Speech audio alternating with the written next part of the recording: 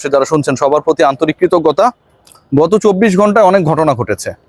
Pakistan cricket board তাদের বিশ্বকাপ প্রস্তুতিতে না করেছে, পাকিস্তানি গণমাধ্যম সেটা জানিয়েছে, বাংলাদেশের গণমাধ্যম বানিয়ে কোনো নিউজ করেছে সেটা না।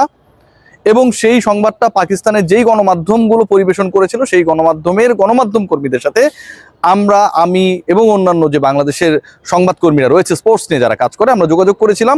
ব্যাপারটার সত্যতা পাওয়া গেছে, এরকম একটা ডিসিশন তারা নিয়েছে। কেউ কেউ বলেছে পাকিস্তান এখন পর্যন্ত তাদের বিশ্বকাপ প্রস্তুতি শুরুই করেন নাই। খুবই লেজিট একটা পয়েন্ট। বিশ্বকাপ প্রস্তুতি শুরু করে নেই এবং বিশ্বকাপ প্রস্তুতি শুরু করার ক্ষেত্রে পাকিস্তান ক্রিকেট বোর্ড এখন পর্যন্ত ডিসাইডেড না। দ্বিতীয় পয়েন্ট যেটা এসেছে যে পাকিস্তান বাংলাদেশকে গাছে তুলে দিয়ে মই টেনে নিল, শেষ পর্যন্ত বাংলাদেশের কি হবে? তাদেরকে বাঁচাতে কেউ আসবে না, বিশ্বকাপ খেলবে না। বিশ্বকাপ না খেলার কারণে বাংলাদেশের উপরে স্যাংশন আসছে এবং সামনের ভবিষ্যৎ খুবই খারাপ। কোয়ালিফায়ার খেলে পরবর্তী বিশ্বকাপগুলোতে বাংলাদেশকে কোয়ালিফাই করতে হবে। থার্ড যে পয়েন্ট, সন্ধ্যা নাগাদ নতুন নতুন নিউজ আসা শুরু করলো এবং সেখানটায় বলা হলো গালফ নিউজের বরাদে। আমার আলোচনাটা প্লিজ শোনার জন্য অনুরোধ করছি সবাইকে। সেই নিউজে বলা হলো, গালফ নিউজের বরাদে যে নিউজটা করা হলো, যেহেতু গালফ নিউজটা হচ্ছে অনেকটা পাকিস্তান বেসড, সেখানটায় বলা হলো যে পাকিস্তান এরকম কোনো কমিটমেন্ট করে নাই যেখানটায় বাংলাদেশ দলকে নিয়ে যদি সুবিচার নিশ্চিত না হয়, আইসিসির কোর্টে বাংলাদেশের বিশ্বকাপ খেলার ভাগ্য নির্ধারণের ক্ষেত্রে যদি নিরপেক্ষ ভেন্যুর ব্যবস্থাপনার ক্ষেত্রে আইসিসি প্রপার স্টেপ না নেয়, তাহলে পাকিস্তান এরকম কোনো ওয়াদা করেনি যে তারাও বিশ্বকাপে খেলবে না। Let's come to the point. প্রথম যে পয়েন্ট যেটা, সেটা হচ্ছে ESPN ক্রিক ইনফো ক্রিকবাজ যে নিউজগুলো করেছিল যে বাংলাদেশকে ডেডলাইন দেওয়া হয়েছে এবং পরবর্তী সময়ে এই নিউজগুলো, এই ডেডলাইন কেন্দ্রিক যে নিউজগুলো দেওয়া হয়েছিল, Bangladesh cricket board official press briefing করে বলেছে এরকম কোনো ডেডলাইনের ডিসকাশন গত স্যাটারডের বৈঠকে হয় নাই। ব্যাপারটা কিন্তু এরকম না কোনো একজন মিডিয়া এজেন্সি থেকে ফোন করলো বা আমি ফোন করলাম, বাংলাদেশ ক্রিকেট বোর্ডের নাম প্রকাশে অনিচ্ছুক কোনো কর্মকর্তা বলল যে এরকম কোনো ডিসকাশন হয় নাই। ব্যাপারটা এরকম না। এইরকম একটা জায়গায় বাংলাদেশ ক্রিকেট বোর্ডের মিডিয়া কমিটির চেয়ারম্যান আমজাদ ভাই, তিনি এসে যখন এই ডিক্লারেশনটা দেন এবং তিনি এই ডিক্লারেশন দেওয়ার আগে যারা ওই মিটিংয়ে ছিলেন প্রত্যেকের সাথে কথা বলে কনফার্মেশন নিয়ে তারপরে মিডিয়া এসে 35 সেকেন্ডে সেই ব্রিফটা করেছিলেন, যেখানটায় বলা হচ্ছে এরকম কোনো ধরনের ডিসকাশন হয় নাই। তাহলে ডিসকাশন হওয়ার আলোচনাটা কারা করলো? Indian media. প্রোপাগান্ডা কারা ছড়ালো? Indian media. এবং সেই ইন্ডিয়ান মিডিয়া বলছে কি বাংলাদেশকে 21 তারিখের মধ্যে ডিসাইড করতে হবে whether they want to play the upcoming world cup or not. Let's come to another point. গতকাল রাতে বিবিসি নিউজ করেছে, বিবিসি ব্রিটিশ ব্রডকাস্টিং চ্যানেল। এখন বিবিসি বাংলা আছে, উর্দু আছে, হিন্দি আছে, বিবিসির তো বিভিন্ন ভাগ রয়েছে, রাইট? এটা হচ্ছে মেইন বিবিসি ভাই, ওই যে ইউকে থেকে যেই বিবিসিটা পরিচালিত হয় এবং যার ব্রাঞ্চ হিসেবে, শাখা হিসেবে, যার সিস্টার কনসার্ন হিসেবে অন্য আউটলেটস গুলো বিভিন্ন দেশে কাজ করে, সেই মেইন বিবিসি রিপোর্ট করেছে। খেয়াল করুন এবং শুনুন, বিবিসি ব্রিটিশ ব্রডকাস্টিং চ্যানেল জানাচ্ছে যে স্কটল্যান্ডের সাথে আইসিসির কোনো ধরনের যোগাযোগ হয় নাই। স্কটল্যান্ডকে রেডি রাখা হচ্ছে বাংলাদেশের বিকল্প হিসেবে, এরকম কোনো ধরনের কমিউনিকেশনস হয় নাই। এবং এই কমিউনিকেশনস নিয়ে যে নিউজগুলো ছড়ানো হয়েছে, স্কটিশ ক্রিকেট বোর্ডের সাথে যারা জড়িত তারা দাবি করেছে তারা এর ব্যাপারে কোনো কিছুই জানে না। তার মানে কি স্কটল্যান্ডকে সামনে এনে বাংলাদেশ খেলবে না, তারা রিপ্লেস করবে, এই পুরো নিউজগুলোই ভুয়া।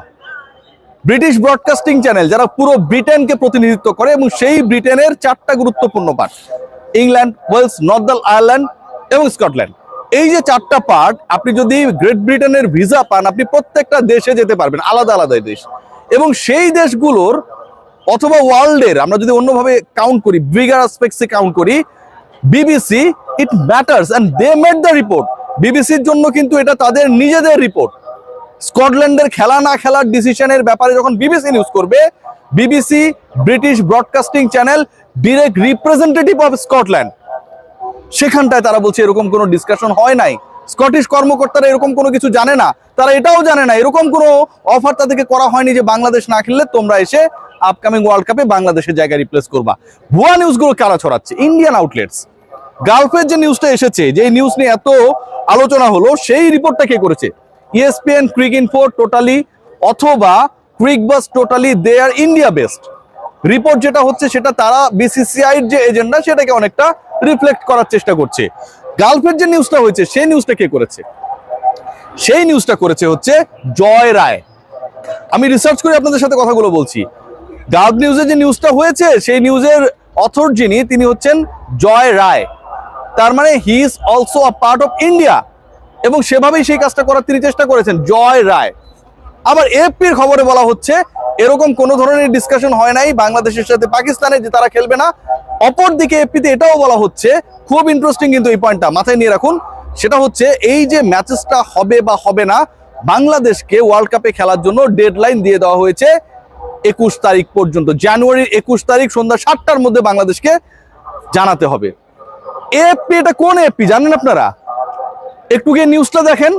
এএফপি নয়া দিল্লি, এএফপি দিল্লি, দিল্লি বেস যেই এএফপি, এএফপি নয়া দিল্লি, যেই দিল্লি ইন্ডিয়ার রাজধানী এবং যেই এএফপি আলটিমেটলি ইন্ডিয়াকে কাভার করে, সেই এএফপি নিউজে বলা হচ্ছে, কি বলা হচ্ছে, যে বাংলাদেশকে 21st of January 7 PM local time of Dhaka জানিয়ে দিতে হবে whether they want to play their World Cup in the soil of India or not, otherwise they will be replaced by Scotland.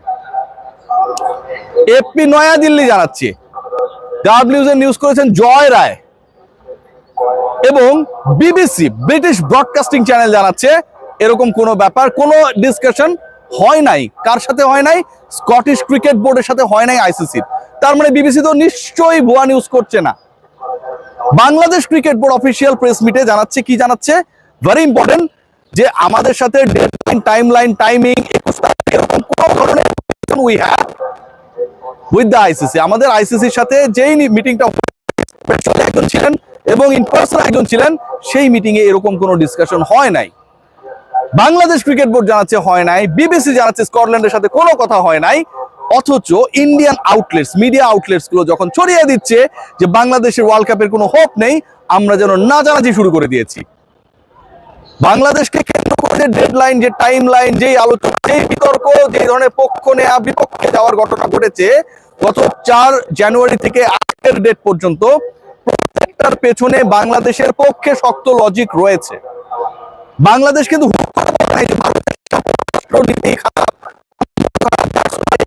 I am not interested to play my World Cup matches in India.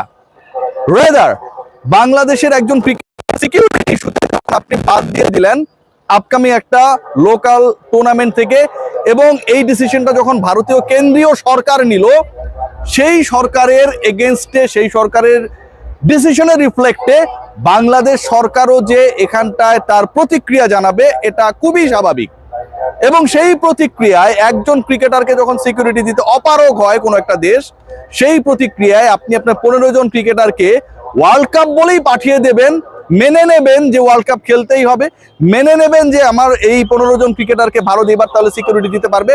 এটার কোনো ধরনের logic নেই, কারণ নেই। বাংলাদেশ সরকারের সেই স্ট্যান্সের পক্ষে এখনো পাকিস্তান রয়েছে। পাকিস্তান ক্রিকেট বোর্ডের পক্ষ থেকে এখন পর্যন্ত কোথাও এই নিউজ দেওয়া হয় নাই যে বাংলাদেশের পক্ষে আমরা সাপোর্ট করে ওয়ার্ল্ড কাপ খেলবো না। এই খবরটা যে বিভিন্ন জায়গায় ছড়িয়েছে, এটা ভুয়া। পিসিবি কিন্তু এই কথাও বলে নাই, পিসিবি কিন্তু এই স্টেটমেন্টও দেয় নাই টিল নাও, যে বাংলাদেশের পক্ষ নিয়ে আমরা কি করব কি করব না, এই স্টেটমেন্টও পিসিবির পক্ষ থেকে আমরা পাই নাই। সো আমার কাছে যেটা মনে হয়, Indian outlets they are creating some pressure over the country and the people of this country, যারা আসলে ক্রিকেটটাকে ফলো করে এবং যারা বাংলাদেশের স্ট্যান্সটাকে সাপোর্ট করে, যেন বাংলাদেশ ইন্ডিয়ায় গিয়ে খেলতে বাধ্য হয়, এরকম একটা সিচুয়েশন ক্রিয়েট হয় অ্যাক্রস বাংলাদেশ। সবাই ভালো থাকবেন, টেক গ্রেট কেয়ার।